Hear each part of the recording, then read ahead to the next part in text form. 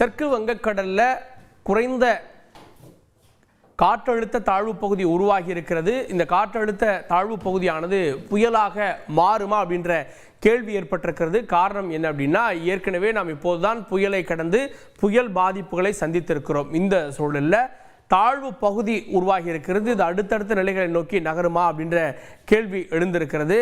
இது மொத்தம் 8 நிலைகள் இருக்கிறது. இது தாழ்வு பகுதி அப்படின்றது இரண்டாவது நிலை, மேலடுக்கு சுழற்சி, அதன் பிறகு தாழ்வு பகுதி, நன்கமைந்த தாழ்வு பகுதி, தாழ்வு மண்டலம், ஆழ்ந்த காற்றழுத்த தாழ்வு மண்டலம், புயல், தீவிர புயல், அதி தீவிர புயல் அப்படின்னு 8 நிலைகள் இருக்கிறது. இப்போது இரண்டாவது நிலையை அது தொட்டிருக்கிறது.